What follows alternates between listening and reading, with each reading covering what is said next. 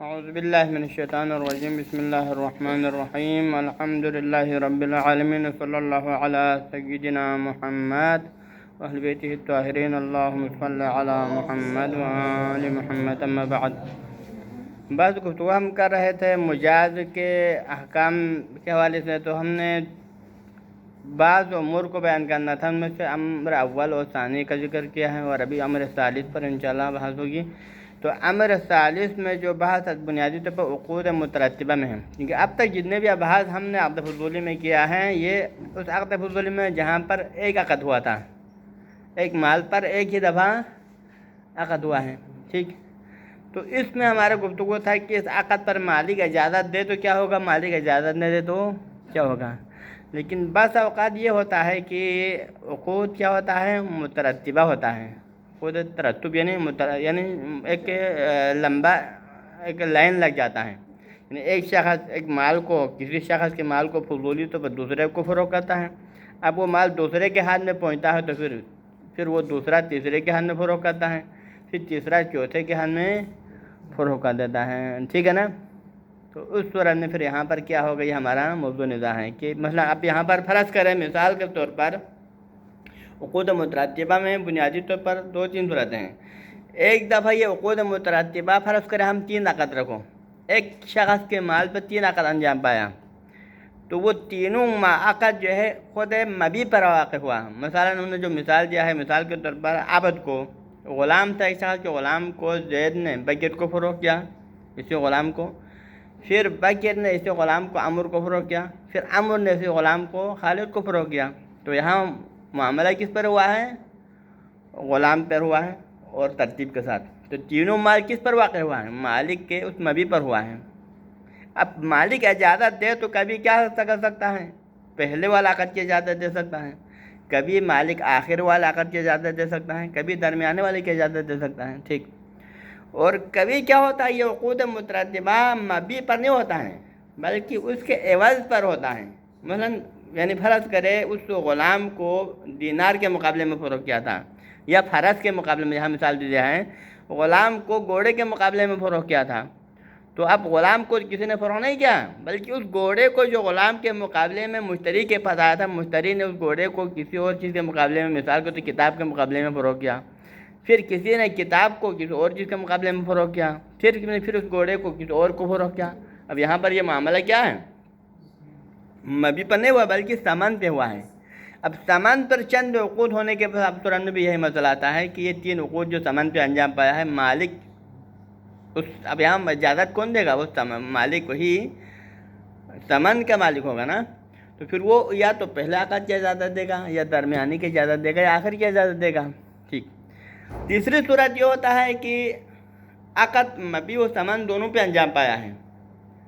اب ان میں سے کبھی یہ ہوتا ہے کہ ثمن والا عقد جو ہے اور درمیان یعنی ایک پہلے ثمن والا عقد، بعد میں مبی والا عقد، درمیان میں کا جو ہے عقد جاتا ہے، کبھی پہلے مبی والا عقد بعد والا ثمن والا عقد آ جاتا ہے۔ اس طرح درمیانہ، اب مالک یہاں پر درمیانے پہ اجازت دیتا ہے، اور درمیانے میں سے پہلے والا مبی پر انجام پایا ہے اور اس درمیانے کے بعد والا ثمن کے اوپر انجام پایا ہے۔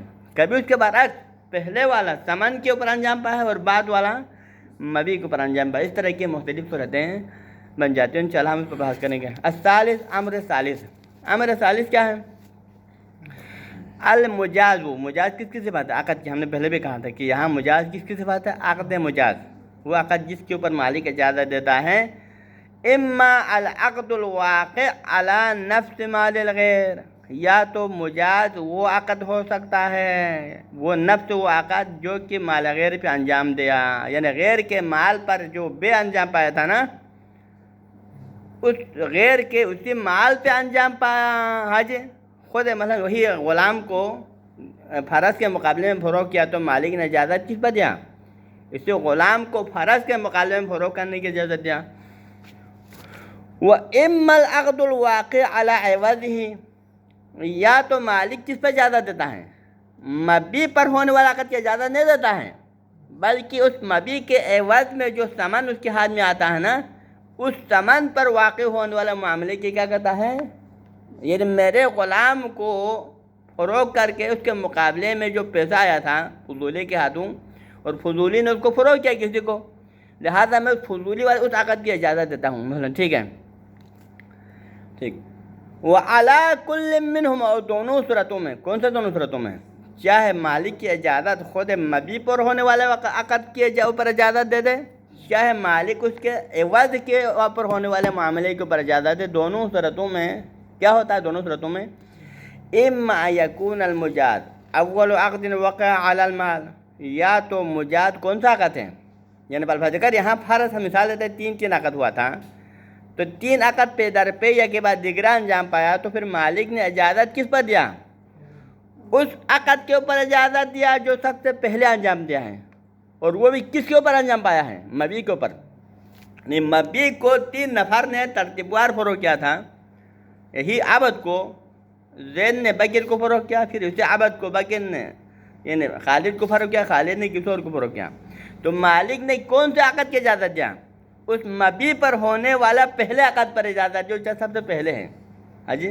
یہ مجاز اول عقد وقع علی المال، مال سے مراد مبیع ہے، یعنی مبیع جو اصل مال جس پر عقد فضولی ہوا تھا اس پر ہونے والے پہلے عقد کے اوپر مالک نے اجازت دیا، ایک او عوضی، یا مالک نے اجازت دیا اس پہلے عقد کے اوپر، کون سے پہلے عقد کے اوپر، اس پہلے عقد کے اوپر کہ جو کہ مبیع پر نہیں ہوا تھا بلکہ اس کے عوض پر ہوا تھا، یعنی بالفرض عوض پر 3 عقد ہوا تھا، مبیع کے اوپر ملنے والا عوض جو کہ فرض ہے، خود اسی فرض پر کتنا عقد انجام پایا، فرض کے اوپر 3 عقد، اسی فرض کو ایک نے دوسرے کو فروغ کیا، دوسرے نے تیسرے کو، تیسرے نے چوتھے کو، تو یہ فرض پر ہونے والے عقد میں سے پہلے عقد کے اوپر انہوں نے اجازت دیا، عوض پر ہونے والے جو متعدد عقود میں سے پہلے عقد پر اس نے اجازت دیا، ٹھیک۔ او آخرہ، یا اس نے اجازت دیا اول عقد پر نہیں دیا بلکہ آخر، ہمیں آخر سے مراد جو دونوں مراد ہے، آپ کو نہیں، آخر کون، 2 آخر ہے ہمارے یہاں پر، یا وہ آخر عقد ہے جو خود مبیع پر انجام پایا، یعنی مبیع پر 3 عقد انجام پایا تھا، تو پہلے مسئلے میں کیا تھا، مالک نے مبیع پر انجام پانے والے عقود میں سے پہلے کی اجازت دیا تھا، لیکن یہاں پر کیا ہے، مبیع پر انجام پانے والے عقود 3 عقود میں سے اس نے آخر عقد کی اجازت دیا، ٹھیک۔ دوسری بات، ثمن اور عوض پر 3 عقد انجام پایا تھا، عوض پر کتنا عقد انجام پایا تھا، 3 عقد، تو مالک نے ان 3 میں سے کس کی اجازت دی، مبیع پر واقع، ثمن پر واقع ہونے والا اور عوض پر واقع ہونے والے 3 عقود میں سے آخری عقد کی اجازت دے دیا، ٹھیک۔ او عقدن بین سابق و لاحق واقعین علی مرد، تیسری صورت کہ مالک نے نہ اول کی اجازت دیا نہ آخر کے اوپر اجازت دیا بلکہ اس عقد کے اوپر اجازت جو کہ درمیان میں ہوا، یعنی بالفرض اگر مبیع پر 3 عقد واقع ہوا تھا، ان 3 عقد میں سے کس کی اجازت دیا، مبیع پر واقع ہونے والے عقد کے درمیانے پر اجازت دیا، جس سے پہلے بھی ایک عقد ہوا وہ بھی مبیع پر ہوا ہے، اس کے بعد میں ایک عقد انجام پایا ہے وہ بھی مبیع پر ہے، واقعین علی مورد مورد المبیع، مورد اصل المال، یعنی خود مبیع پر 3 عقد ہوا تھا، مبیع کے مورد پر، مبیع پر واقع ہونے والے 3 عقود میں سے نہ اول کی اجازت ہے نہ آخر کی، بلکہ اس میں سے درمیانے والے کی اجازت ہے، سمجھ آنا ہے، ٹھیک۔ او بدلی ہی، اسی طرح دوسری بات، عقد انجام پایا تھا مبیع پر نہیں، متعدد عقود 3 عقود انجام پایا تھا بدل کے اوپر، مثلا وہی فرض کے اوپر 3 عقد انجام پایا تھا، تو بدل پر ہونے والا 3 عقود میں سے نہ پہلے کی اجازت ہے نہ بعد والے کی، بلکہ کیا انجام اس نے، بدل پر ہونے والے عقد کے درمیان والے کے مالک نے اجازت دیا، ٹھیک۔ اور تیسری بات، آخری بات، او بالاختلاف، یہ اختلاف تو مراد یعنی اجازت تو درمیانہ والے کے دیا تھا لیکن وہ درمیانہ والے میں سے ایک پہلے ایک بعد میں، تو کبھی کیا ہوتا ہے، درمیانہ والے سے پہلے والا مبیع کے مورد پر انجام پایا ہے جبکہ اس کے بعد والا ثمن کے مورد میں انجام پایا ہے، یا اس کے برخلاف درمیانے میں سے پہلے والا ثمن کے مورد میں انجام پایا ہے جبکہ بعد والا مبیع کے مورد میں انجام پایا، اس طرح ہوا ہے، تو درمیان والے کی، اب وہ درمیانہ والا ہو سکتا ہے مبیع والا ہو سکتا ہے درمیانہ والا ثمن والا ہو، لیکن اس سے پہلے اور بعد میں فرق ہے، کبھی اس سے پہلے والا مبیع کے مورد پر انجام پایا، بعد والا عوض کے اوپر انجام پایا، کبھی اس سے پہلے والا عوض پر انجام پایا، بعد والا مبیع پر انجام پایا، اس طرح مختلف صورتیں اس کی بن جاتی ہیں، ٹھیک ہے جی۔ اب ہم اس کو مثال سے سمجھائیں گے، وَيَجْمَعُ الْكُلَّ أَوْ يُجْمَعُ الْكُلَّ، اب ہم ان تمام موارد کو ایک مثال میں جمع کر سکتے ہیں، یعنی ایک ایسی مثال ہم دے دیں گے کہ اس مثال میں ہم یہ سارے موارد کو جمع کر سکتے ہیں۔ وہ کیسے جمع کر سکتے ہیں؟ فیما، اس مثال میں جمع کر سکتے ہیں کہ اذا باع عبدا لمالک بفرس، باع کا فاعل کون ہے؟ فضولی، باع الفضولی، فضولی نے فروخت کیا، فضولی نے کس کو فروخت کیا؟ عبدا لمالکن، کسی مالک کے غلام کو۔ مالک کہیں بیٹھا ہوا ہے، مالک کو پتہ بھی نہیں، فرض کرو اس مالک کا غلام اس کے پاس تھوڑی چند دنوں کے لیے آیا ہوا تھا، مالک نے اپنے غلام کو اس کے پاس کسی کام کے لیے بھیجا تھا، اس نے کیا کیا؟ اس مالک کے غلام کو فروخت کیا بندے نے فضولی طور پر۔ کس کے مقابلے میں فروخت کیا؟ بھی فراسن، فرس کے مقابلے میں، گھوڑے کے مقابلے میں۔ ایک گھوڑے کے، اس کو گھوڑے کی بہت تمنا ہو رہا تھا، تو اس نے کیا کیا؟ ایک گھوڑا لایا اور غلام کو اس کو فروخت کر دیا۔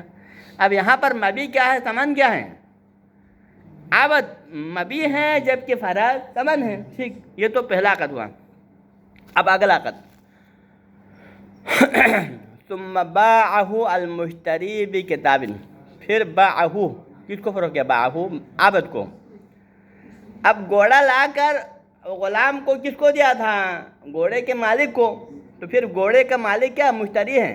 مشتری کس چیز کا مشتری ہے؟ غلام کا مشتری ہے نا، غلام کو اس نے خریدا ہے، تو پھر وہ غلام کا مشتری وہ ہے۔ فضولی بائع ہے لیکن وہ گھوڑے کا مالک کون ہے؟ مشتری ہے، کیونکہ اس نے گھوڑا دے کر غلام کو خریدا ہے، تو لہٰذا وہ مشتری ہے۔ اس گھوڑے کے مقابلے میں غلام خریدنے والے مشتری نے اس غلام کو فروخت کیا کس کے مقابلے میں؟ بھی کتاب، کتاب کے مقابلے میں۔ ہاں جی، اب یہاں پر بھی یہ عقد انجام پایا، کس کے اوپر انجام پایا ہے؟ ثمن پہ انجام پایا ہے، مبی پر انجام پایا ہے، کیونکہ مبی غلام ہے نا، ہمارا مسئلہ غلام مبی ہے، تو لہٰذا یہ عقد بھی غلام پہ انجام پایا، کیونکہ اس نے غلام کو فروخت کیا ہے، تو لہٰذا عقد انجام پایا ہے مبی کے اوپر۔ کس کے مقابلے میں؟ کتاب کے مقابلے میں، تو یہاں کتاب ثمن ہے اور غلام مبی ہے۔ اب یہ وہ دوسرا عقد ہے جو وقع فی مورد ماذا؟ فی مورد اصل المال لا فی مورد البدل، یہ اصل مال کے مورد میں واقع ہوا، بدل کے مورد میں واقع نہیں ہوا۔ یہ دوسرا عقد العقد الثانی الذی وقع علی مورد البدل، اب اس کو کہتے ہیں۔ تیسری مثال یعنی عقد ثالث، عقد ثالث کیا ہے؟ ثم باعہ، پھر اسی کو فروخت کیا، کس کو؟ باعہ کی ضمیر کہاں جاتا ہے؟ عبد کی طرف، اسے عبد کو فروخت کیا۔ کس نے فروخت کیا؟ الثالث، ثالث سے مراد کون ثالث؟ وہ شخص جس نے عبد کو خریدا کتاب کے مقابلے میں نا، اس نے کتاب دے کر عبد کو خریدا تھا نا، تو یہ مالک کتاب جو کہ مشتری ہے، اس نے غلام کو خریدا تھا کتاب کے مقابلے میں، تو اب اس غلام کو اس نے آگے فروخت کیا کس کے مقابلے میں؟ بھی دینار، دینار کے مقابلے میں۔ ہاں جی، تو یہاں پر یہ والا معاملہ بھی کس پر واقع ہوا ہے؟ بدل پہ واقع ہوا یا مبی پہ ہوا ہے؟ کیوں مبی پہ ہوا ہے؟ کیونکہ عبد پہ ہوا نا، کیونکہ یہاں پر مبی عبد ہو یا معاملہ بھی عبد ہو، لہٰذا یہاں پر کتنے وقوع ہوا؟ تسلسل کے ساتھ عقد اول بھی عبد کے پر ہوا ہے، عقد ثانی بھی عبد پر ہوا ہے، عقد ثالث بھی عبد پر، تینوں عبد کے مورد میں واقع ہوا، تینوں مبی کے اور مال کے مورد میں ہوا ہے۔ اب آتے ہیں چوتھا عقد، عقد رابع، وباع البائع الفرس بدرہم، اس کے بعد پھر بائع نے، بائع کون سا بائع؟ بائع فضولی ہوگا نا، یقینی بات ہے، کیونکہ غلام کس نے فروخت کیا ہے؟ مالک اصلی نے تو فروخت نہیں کیا ہے، بلکہ غلام کو فروخت کرنے والے کون ہیں؟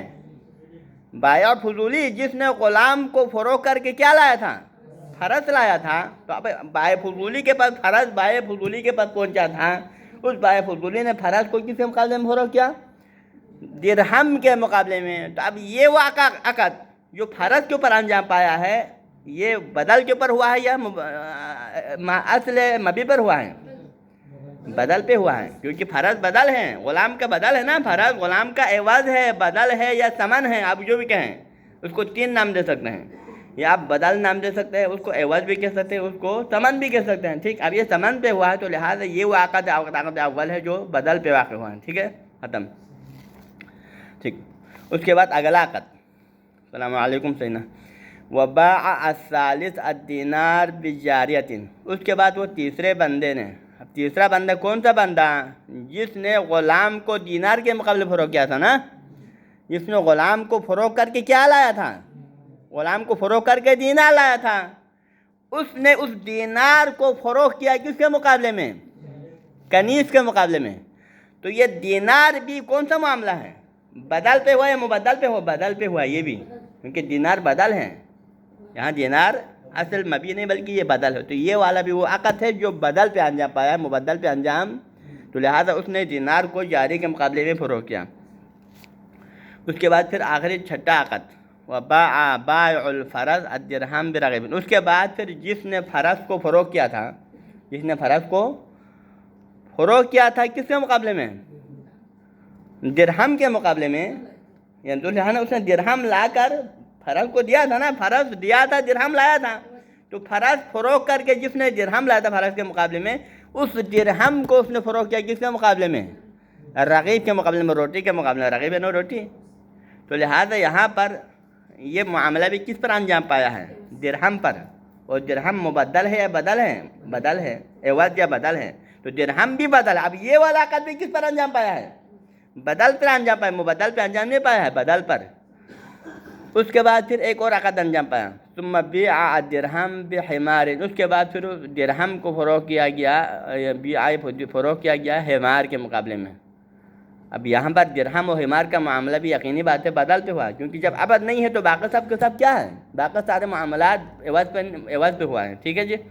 وبیع الرغیب بعسل، اور رغیب کو اور روٹی کو عسل کے مقابلے میں فروخت کیا۔ اب یہ جتنے بھی سارے معاملات پہلے عبد پر ہونے والے جو تین معاملہ ہیں سب کے سب مبی پر ہونے والے عقود ہیں، اس کے علاوہ جتنے بھی جو مثالیں سب کے سب کیا ہے؟ وہ بدل پر ہونے والے عقود ہیں، یہ مبدل پر واقعی نہیں ہوا ہے۔ ہاں جی، نہیں آ رہا ہے۔ اب یہ تو اس کی صور ہو گیا، مختلف صورتیں ہم نے بیان کیا، لیکن اس کے احکام کیا ہونا چاہیے؟ ہمیں اس کا حکم بیان کرنا چاہیے کہ ہر صورت میں اس کا حکم، یعنی اگر مالک اگر مبی پر واقع ہونے والا عقد کی اگر پہلے پر اجازت دے تو پھر باقی دونوں کا کیا ہوگا؟ صحیح ہوگا نہیں ہوگا؟ اگر مالک اگر مبی پر ہونے والا عقد کے آخر کی اجازت دے تو پھر پہلے دو عقد کا حکم کیا ہوگا؟ اگر مالک درمیان والا عقد کی اجازت دے تو اس سے پہلے اور بعد والے کا حکم کیا ہوگا؟ اسی طرح مثلاً مالک ثمن والا عقد کے اوپر اجازت دیتا ہے، ثمن پر ہونے والے عقد کی، تو پھر اگر پہلے کی اجازت دے باقی دونوں کا کیا ہوگا؟ آخر کے اوپر اجازت دے اس سے پہلے والے دونوں کا کیا ہوگا؟ درمیان والے کی اجازت دے تو اس سے پہلے اور بعد والے کا۔ اس طرح کے احکام ہمیں بیان کرنے کی ضرورت ہے۔ ہاں جی، تو فرماتے ہیں کہ اما اجازت العقد الواقع علی مالک المال المالک، اگر مالک اجازت دے، مالک اصلی اجازت دے، کس چیز کی اجازت دے؟ اس عقد کی اجازت دے جو واقع ہوا ہو، کس پر؟ علی مالک المال، اصل مالک کے اصل مال پر۔ مالک کے اصل مال کیا ہے؟ یعنی عبد، تو عبد کو جو فرس کے مقابلے میں فروخت کیا تھا نا، اس فرس کے مقابلے میں عبد کو فروخت کرنے کے اس معاملے کے اوپر مالک اجازت دیتا ہے۔ یہاں پہ انہوں نے قسم کا میرے خیال میں انہوں نے مدلہ رکھا ہے، اگر مالک ثمن والے عقد کی اجازت نہ دے دے بلکہ کس کی اجازت دے رہا ہے؟ مسمن یا مبی ہے اس پر ہونے والے عقد کے اوپر اجازت دے تو پھر اس طرح میں کیا ہوگا؟ تو فرماتے ہیں کہ اگر کوئی مالک اپنے اس مال کی اس مال پر ہونے والے معاملے کے اوپر اجازت دے جو کہ اس کے اصل مال پر ہوا، جو کہ اصل مبی پہ ہوا ہے، یعنی مطلب کیا؟ العان العبد بالکتاب، اب یہ درمیانہ والا ہے، عبد بالکتاب درمیانہ والا ہے، پہلے والا نہیں ہے، کیونکہ پہلے والا کیا تھا؟ عبد بالفرض تھا۔ اب یہاں مالک نے اجازت کس کے دیا؟ عبد بالفرض کی اجازت نہیں دیا ہے بلکہ درمیانہ والے کی اجازت دیا ہے جو کہ عبد بالکتاب ہے۔ اس سے پہلے بھی عقد ہے، کون سا عقد ہے؟ اس سے پہلے عبد بالفرض ہے، اس کی اجازت نہیں دیا ہے، اور اس کے بعد بھی اس عبد پر ایک معاملہ ہوا، وہ کیا ہے؟ عبد بدینار ہے میرے خیال میں، اس کی اجازت نہیں دیا ہے۔ ہاں جی، عبد کیا ہے؟ دینار کے مقابلے میں نا تیسرا، یعنی عبد پر تین عقد انجام پایا ہے۔ پہلا عقد عبد پہ انجام پایا ہے عبد بالفرض، دوسرا عقد انجام پایا عبد بالکتاب، تیسرا عقد عبد بالدینار۔ اب یہاں اجازت کس کی دیا ہے؟ مالک نے درمیان والے کی اجازت دیا ہے۔ کون سا درمیان والے کی؟ کہ جہاں پر عبد کا معاملہ ہوا ہے دینار کے مقابلے میں، ٹھیک ہے نا؟ دینار کا یہ ہے نا، کتاب نہیں، دینار نہیں، عفواً کتاب والے کی، آنے العبد بالکتاب، یعنی درمیانہ والے کی اجازت دیا ہے، اس درمیانے سے پہلے والا بھی اسی عبد پر ہوا ہے مبی پر، اس کے بعد والا بھی مبی پر ہوا ہے، تو اس صورت میں کیا ہوگا؟ درمیان فَهِيَ مُلْزِمَةٌ لَهُ، تو اس اجازت کے نتیجے میں یہ اجازت کیا کرے گا؟ یہ اجازت یہ فائدہ دے گا کہ ملزمۃ لہو، اسی عقد کو بھی لازم بنائے گا، کیونکہ پہلے تو عقد فضولی تھا نا، پہلے جب تک مالک کی اجازت آنے سے پہلے یہ سارے کے سارے معاملات کیا تھا، عبد پر ہونے والے سارے معاملات مالک کی اجازت سے پہلے سب کے سب فضولی تھا، اور جب فضولی تھا تو متزلزل تھا، لیکن جب مالک کی اجازت آنے کے بعد پھر وہ فضولی اور تزلزل سے نکل جائے گا نا، بلکہ متزلزل سے نکل کر عقد لازم بن جاتا ہے، تو پھر یہ اجازت ملزمہ ہے، عقد کو لازم بنا دیتا ہے۔ اسی عقد کو بھی لازم بنا دیتا ہے، کون سا عقد کو؟ عبد کا کتاب کے مقابلے میں جو عقد ہوا ہے اس کو بھی لازم بنا دیتا ہے، وَلِمَا بَعْدَهُ، اور اس کے بعد والے کو بھی لازم بنا دیتا ہے۔ اس کے بعد کیا ہے؟ عبد کو دینار کے مقابلے میں، لہذا اس کا مطلب یہ ہے کہ اس عقد کو بھی لازم بنا دیتا ہے، اور اس کے بعد والے اس عقد کو بھی لازم بنا دیتا ہے جو کہ اسی مبی پہ ہوا ہے، ٹھیک۔ اس کے بعد کون سا والا؟ کیونکہ ہمیں اس کے بعد اور بھی ہے نا، فقط یہی نہیں بلکہ اس کے بعد ثمن پر ہونے والا بھی بعض عقود اس کے بعد واقع ہوا ہے۔ ہمارے بات فرماتے ہیں کہ اس کے بعد وہ عقود مما وقع علی موردہم، یعنی اس کے بعد انجام پانے والے ان عقود کو لازم بنا سکتا ہے کہ وہ عقود ثمن پر انجام نہیں پایا ہے، بلکہ وہ عقد کس پر انجام پایا ہے؟ خود اسی مبی پر انجام پایا ہے۔ اس کی مثال کیا دے سکتے ہیں ہم؟ عبد کو دینار کے مقابلے میں، کیونکہ اس کے بعد، اس سے پہلے عبد بھی فرض ہے، اس کے بعد عبد بن دینار ہے، تو پھر عبد بل کتاب والے معاملے کی اجازت دینے سے عبد بل کتاب والا معاملہ بھی لازم بنے گا، اور اس کے بعد جو عبد بھی دینار والا ہے کیونکہ عبد پر انجام پایا ہے نا، وہ بھی کیا بنے گا؟ وہ بھی لازم بنے گا۔ حج الان العبد بالدینار، حج۔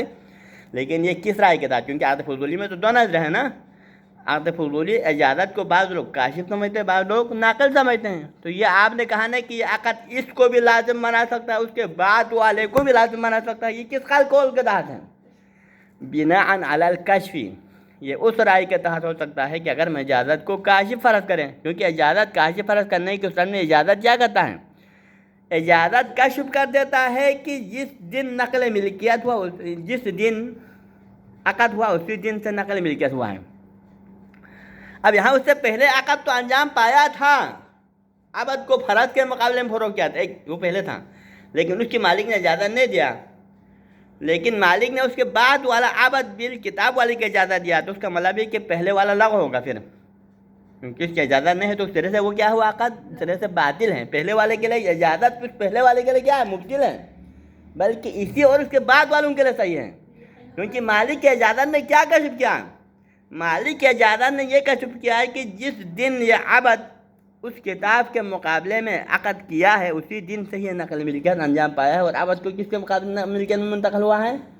اس کتاب کے مالک کی ملکیت میں منتقل ہوا ہے، اور کتاب کی ملکیت میں منتقل ہوا ہے اس مالک اصلی کی ملکیت میں منتقل، تو لہٰذا اس بنا پر اجازت کو کاشف فرض کرنے کے سن میں پھر یہ کیا کہتا ہے؟ اسی عقد کے لیے بھی ملزم ہے اور اس کے بعد والے عقد کے لیے بھی، اور جب یہ عقد ملزم ہو جائے گا تو نتیجے میں پھر مالک نے اس عقد کو نافذ کیا تو نتیجے میں پھر اس کے بعد والا عقد بھی خود بخود نافذ ہوگا نا، ہوگا نا ہوگا، کہ جب آپ نے کتاب عبد کو کتاب کے مقابلے میں فروغ کرنے والے عقد کے اوپر اجازت دیا، اس کو لازم قرار دیا، تو نتیجے میں لازم قرار دینے کے بعد اس اجازت میں نتیجے میں کیا ہوا؟ پھر کتاب عبد کس کا بنا؟ جس نے یہ غلام خریدا ہے اس کا بن گیا نا، اس کا بن گیا، تو نتیجے میں پھر دوسرے نے غلام کو کسی اور کو فروغ کیا تو خود بخود مالک کا معاملہ ہوا نہیں ہوا؟ اب فضولی کیا بن گیا؟ وہی فضولی بن گیا، لیکن اس فضولی کے اجازت نے دوسرا عقد کو پھر فضولی نہیں بنایا، بلکہ وہ دوسرا معاملہ گویا مالک اصلی نے انجام دیا ہے، کیونکہ اب وہ اس کا اصل مالک جس کے ہاتھ میں یہ غلام پہنچا تھا وہ اس کا مالک بن گیا، نقل ملکیت ہو چکا ہے، تو یہ دوسرا معاملہ جو غلام کو دینار کے مقابلے میں فروغ کیا، یہ اب مالک اصلی نے فروغ کیا، ہمارے یہاں فضولی نے فروغ، تو لہٰذا اس کے لیے بھی کیا بن جاتا ہے؟ یہ عقد، اس عقد کے لیے بھی ملزم ہے، اس کے بعد والے کے لیے بھی ملزم ہے۔ ہاں جی، لما بعدہ مما وقع علی موردہ، یعنی کہ العبد بن دینار، لیکن یہ کس رائے کے تحت؟ بناء علی الکشف، اگر ہم اجازت کو کاشف ماننے کی صورت میں، لیکن ہاں جی کس کے لیے؟ نہیں کشف وہی عام کشف وہی کشف مثلا کشف حکمی وغیرہ نہیں ہے، بلکہ کشف میں جو ہے ہم ویسے کشف حقیقی ہے اور ہم اجازت کو شرط متاخر ماننے والے ہیں، اس رائے کے تحت میرے خیال میں یہ ہے، ٹھیک ہے جی بھائی۔ کشف حکمی ہمارے پاس غالباً کشف کو جب مطلقاً استعمال کرے تو ہمارا کشف حکمی بلکہ کشف حقیقی ہوتا ہے، ٹھیک ہے۔ ٹھیک ہے. وہ اب آتا ہے ہمارا دوسرا سوال. کون سا سوال؟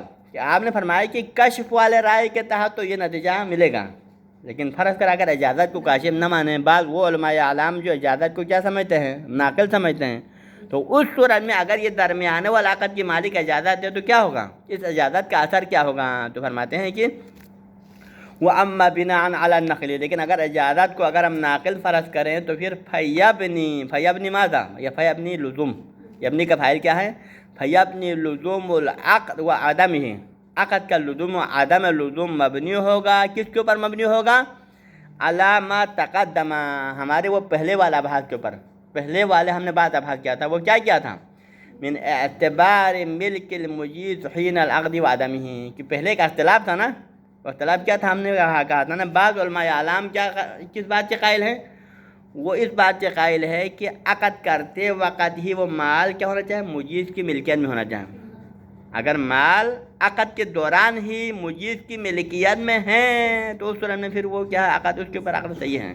لیکن عقد کے دوران اگر اس کی ملکیت مجیز کی ملکیت میں نہیں ہے تو پھر وہ عقد باطل ہے. تو لہذا اس بنا پر جب آپ پہلے والا عقد میں تو یہ بات ہے، کیونکہ پہلے عقد تو انجام دیتے وقت ہی مالک اصلی کی ملکیت ہے مجیز کی، لیکن جب پہلے والے عقد کے بعد وہ دوسرے والا عقد انجام پاتے وقت وہ تو فضولی تھا نا. دوسرا عقد انجام پاتے وقت وہ کیا تھا؟ فضولی تھا، کیونکہ ابھی تک پہلے عقد کی اجازت نہیں ہوا تو دوسرا عقد کے مالک تو نہیں بنے گا نا. نجمی پھر وہ عقد فضولی تھا، اور فضولی بھی تھا، اور اس وقت مالک اصلی اس کا جو ہے وہ مالک اس کا جو ہے وہ مالک نہیں تھا. تو اس بنا پر اب یہاں پر کیا ہو جائے گا؟ اگر ہم مالک مجیز کی ملکیت کو شرط قرار نہ دینے کے سامنے یہ دونوں عقد کیا ہوگا؟ صحیح ہوگا. لیکن اگر ملکیت کو شرط قرار دینے کے سامنے پھر میں سے عقد کے لیے کیا ہو جائے گا؟ اشکال آ جائے گا. آج ہم فیبنی علی ما تقدم، یعنی پہلے والے بات پر منحصر ہے کہ من اعتبار ملک المجیز حین العقد وعدمه، کہ آیا عقد فضولی کی صحت کے لیے، اس کی اجازت کے صحیح ہونے کے لیے عقد کے دوران مجیز کی ملکیت میں ہونا ضروری ہے یا مجیز کی ملکیت میں ہونا ضروری نہیں ہے؟ حج تو اگر ہم اس کی ملکیت میں ہونے کو ضروری قرار دینے کی صورت میں پھر یہ کیا ہو جائے گا؟ اس کے لیے لازم بنے گا، وَإِلَّا نہیں بنے گا. اگر ملکیت کو شرط قرار نہ دینے کو یہ نہیں بنے گا. ٹھیک ہے جی، یہ تو کیا. اب آتا ہے دوسری بات. کون سی بات؟ ابھی تو ہم نے فقط مبی کے مورد میں ہونے والے معاملات کی بات کیا تھا نا، لیکن ثمن پر اس کے بعد وہ عقود جو ثمن کے اوپر انجام پائے اس کے لیے کیا ہوگا؟ سمجھتے ہیں کہ وہی یعنی ابھی وہی اسی مبی کی بات ہے نا، کیونکہ اپنے بعد والے کے لیے لزوم ہوگا. مبی پر انجام پانے والا عقد کی 3 قسم ہوگا. ایک اسی اجازت والے پہلے والا عقد کی جو انجام پایا ہے، اس کے بعد میں بھی انجام پایا ہے، درمیان میں بھی. تو لہٰذا اس بنا پر اسی مبی کے مورد میں واقع ہونے والے وہی عقد اور اس کے بعد والے کے لیے تو کیا بن گیا؟ لزوم بن گیا. لیکن اس سے پہلے والے کے لیے کیا بنے گا؟ جو کہ اسی مبی پر ہوا ہے. جیسے کہ عقد بالفرض، اس سے پہلے کیا ہے؟ اسی مبی کے مورد میں کون سا عقد انجام پایا ہے؟ عقد کو فرض کے مقابلے میں. تو ابھی اس کا جواب ابھی آیا نہیں ہے. تو مصنف کیا کہتے ہیں کہ اس کے حوالے سے یہ بعد والا اجازت کیا بنے گا؟ اجازت درمیانے پہ دینے کی صورت میں پھر اس کی یہ اجازت پہلے والے کے لیے کیا شمار ہو جائے گی؟ فسخ شمار ہو جائے گی. وہی اجازت نہیں، وہی اجازت فسخ، یہ فسخ شمار ہو جائے گا. کس کے مقابلے میں؟ بالنسبت الی ما قبلہ، اس عقد کے نسبت سے جو کہ اس سے پہلے ہیں. کس سے پہلے؟ قبل المجاز، اس عقد مجاز. کیونکہ مجاز کون سا ہے یہاں پر؟ مجاز کون سا والا ہے؟ درمیانہ والا مجاز ہے. اس درمیانہ والا مجاز ہے، اس سے پہلے ایک عقد ہے، اس کے بعد میں عقد ہے. تو اجازت کیا کرتا ہے؟ اس سے مجاز کو لازم بنا دیتا ہے، اس کے بعد والے کو لازم بنا سکتا ہے، لیکن اس سے پہلے والے کو لازم نہیں بنا سکتا ہے. بلکہ یہ کیا اس سے پہلے والے کے لیے فسخ ہے، کیونکہ پہلے والا گویا مالک اس پر راضی ہی نہیں ہے. کیونکہ پہلے والا عقد کی صحت کے لیے کیا چاہیے؟ مالک کی اجازت چاہیے. لیکن مالک نے اس کی اجازت نہیں دی، دوسرے والے کی اجازت دی. اس کا مطلب کیا؟ مالک نے پہلے والے کو رد کیا ہے، تو لہٰذا اس کے لیے فسخ شمار ہو جائے گا. ہاں جی، کون سا والا پہلا؟ مما ورد علی موردہ، جو کہ مبی کے مورد میں ہے. پہلے والا وہ عقد جو کہ مبی کے مورد میں انجام پایا ہے. مثلا کون تھا؟ بیع العاب بالفرض، اس کے لیے فسخ شمار ہو جائے گا. ہاں جی، بیع العاب بالفرض بالنسبت الی المجیز. لیکن یہ فسخ کس کے حوالے سے فسخ ہوگا؟ خود اسی مالک مجیز کی نسبت اس کے لیے فسخ ہے. اس مالک کے مجیز کی نسبت سے اس کے لیے یہ کیا ہے معاملہ فسخ شمار ہو جائے گا۔ لیکن کبھی ایسا بھی ہوتا ہے نا کہ مالک کی اجازت کی وجہ سے کسی کا ملکیت بنتا ہے نا۔ مثلا ابھی مالک نے دوسرے ولاقت کی اجازت دیا، اب دوسرے ولاقت کی اجازت دینے کے ذریعے سے یہ عبد کس کی ملکیت میں گیا ہے؟ دوسرے اس عقد ثانی کے ذریعے سے جس بندے نے اس کتاب کے مقابلے میں عبد کو خریدا تھا، اب عبد کو اس نے خریدنے کے بعد اس کو پتہ چل گیا کہ عبد تو میں نے خریدا ہے لیکن اس سے عبد پر پہلے فضولی کے ذریعے سے معاملہ ہوا ہے، تو فرض کرے اگر وہ اجازت دینا چاہے، کسی اجازت کے ذریعے سے ابھی وہ مالک، ابھی تو وہ پہلے مالک نہیں تھا لیکن اس سے اجازت کی وجہ سے وہ بندہ کتاب کا مالک عبد کا مالک بن گیا نہیں بن گیا؟ تو پھر وہ عبد، ابھی اس عبد کا مالک بننے کے بعد اس کو پتہ چلا ہے کہ اسی عبد پر پہلے فرض کے مقابلے میں ایک معاملہ ہوا ہے، پھر اگر وہ اجازت دینا چاہے تو دے سکتے نہیں دے سکتا ہے؟ وہ اجازت دے سکتا ہے۔ ہاں جی، اما بنسبت الی من ملک بالاجازہ، لیکن اس پہ عقد اول خود ہے اس کی مجیز کے مقابلے میں اس کی نسبت سے تو عقد اول اس کے لیے باطل ہے۔ اب وہ معاملہ اس کے ہاں میں صحیح ہونے کا چاہیے نہیں ہے، کیونکہ جب اس نے خود جب دوسرے کی اجازت دیا تو سمجھو کہ اس نے پہلے کو رد کیا، جب آپ نے خود پہلے کو رد کیا تو پھر وہ پہلا والا عقد آپ کے ہاں میں تو نہیں ہو سکتا ہے، لیکن آیا وہی پہلا عقد اس شخص کی نسبت ہو سکتا ہے جو عقد ثانی کے ذریعے سے جب عبد کا مالک بنتا ہے؟ تو پھر حج بنسبت الی من ملک بالاجازہ، وہ کون ہے؟ وہ هو المشتری بالکتاب، کہ وہ بندہ جس نے عبد کو کتاب کے مقابلے میں خریدا ہے اور اس کو یہ بھی پتہ ہے کہ یہی غلام پر پہلے فرض کے مقابلے میں معاملہ ہوا ہے، تو پھر فقابلتہ للاجازہ ممنوعۃ، تو پھر اس کی اجازت، اس کے مقابلے میں اجازت دینے کا صحیح ہونا نہ ہونا بھی کس پر مبنی ہے؟ کس پر مبنی ہے؟ علی مسئلۃ اشتراط ملک المجیز العقدی، پھر وہی مسئلے پر مشتمل ہے کیا کہ اگر ہم عقد کے انجام پاتے وقت مجیز کے مالکیت کو شرط قرار دے تو اس کو اجازت دینے کا حق نہیں ہے۔ کیوں؟ کیونکہ جب عقد انجام دیتے وقت آپ مالک نہیں، آپ کب مالک بن گیا ہے؟ آپ مالک اصلی کی اجازت کے بعد مالک بنا ہے، لیکن پہلا عقد انجام فرض کرے اجازت کب ملا ہے؟ 1 مہینہ بعد، 1 فروری کو ملا ہے، جبکہ وہ پہلا عقد کب انجام دیا ہے؟ 1 جنوری کو۔ تو لہذا 1 جنوری کو جب عبد اور فرض کے درمیان میں معاملہ ہو رہا تھا تو آپ اجنبی تھا، عبد کا مالک نہیں تھا عبد کا، لیکن آپ عبد کا مالک کب بنا ہے؟ جس دن مالک اصلی نے اس عقد ثانی کے اوپر اجازت دیا اور اجازت نے کشف کیا کسی عقد ثانی کے دن سے ہی عبد کس کی ملکیت میں چلا گیا ہے؟ مالک کی کتاب کی ملکیت میں چلا گیا، تب جا کے مالک کی کتاب مالک بن گیا، لیکن عبد کو فرض کے مقابلے میں معاملہ کیا پہلے کیا ہے؟ اس وقت آپ مالک نہیں تھا۔ تو اگر آپ عقد کے دوران مجیز کی مالکیت کو شرط قرار دینے کی صورت میں پھر اب اس مالک ثانی کو پہلے والا عقد پر اجازت دینے کا حق حاصل نہیں ہے، کیونکہ اس وقت آپ مالک نہیں تھا، جبکہ عقد کی اجازت کی صحت کے لیے کیا چاہے؟ عقد کے دوران ہی مالک ہونا چاہیے۔